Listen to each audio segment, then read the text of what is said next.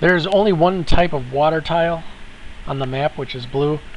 Everything else is going to be either undiscovered or land tiles.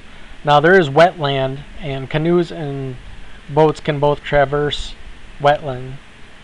Now when you come across the black tiles, those are the ones that are undiscovered.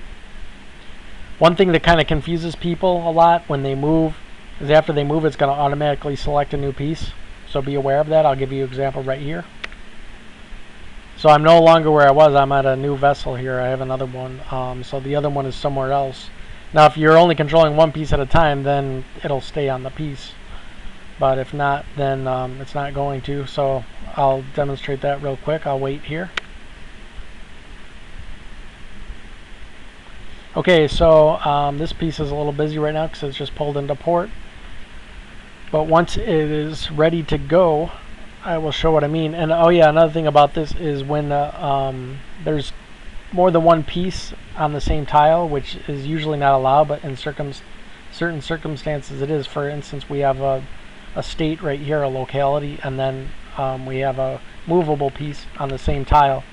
This one is the state is going to be shown first because it has priority, but this vessel is still on here, and you can tell that your selected piece is always going to be in the center and highlighted in white. So it's right here, but I'll show you what I mean. Right now I have no other pieces to move, I think, so I'm going to move this and it will stay right there. So it will stay on the same piece, but if you have more than one piece active, it's going to automatically move to the piece which is the least busy. So it's going to jump around on the map after you hit the move button. So the other thing about the map is you can zoom out here and you get a large view of the map. Now this, you don't control any pieces here, and there's no movable pieces displayed on this map, but you can move around freely. This is basically like a map that you can just view everything on. And so we're heading north in Europe right here. Oh yeah, another thing about the map is every time the game restarts, it's randomized. So things aren't going to be in their exact place in real life, and the land is randomized as well. So things will be in a general place, and the terrain will somewhat represent how it is in real life, but not completely. As you can see, we're now here in Iberia, and it looks quite different. Because in real life there's no land or anything up here, but we see some wet land. And this is kind of a little bit islandy here. Like I say, every time you join the game, or we start a new game, it's going to be randomized. And you can see right here, Aquitaine is actually more south than Castile is, which is not realistic, but they're in the same general area. So there's a chance of things like that happening. Now the black tiles I was telling you about right here, this is all undiscovered. So we're heading into the Atlantic Ocean here.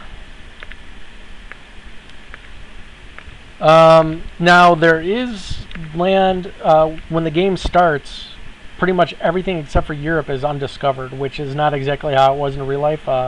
Europeans did know about most of the old world. They didn't know a lot of the details, especially everything off the coast. But I just did it like this to symbolize, you know, Europe coming out of the Dark Ages and rediscovering everything.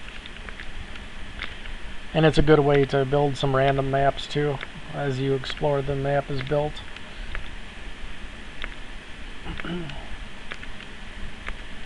As we can see down here, this is going to be like the Mediterranean and North Africa. So some of it has already been discovered, but that's because we've been playing this for a little bit. That's pretty much it. And then you can always just zoom back, and then you can control your pieces from this regular map right here. And one last thing, yeah, every time you click on this, it's going to remember where you were the last time. So you won't have to keep on readjusting.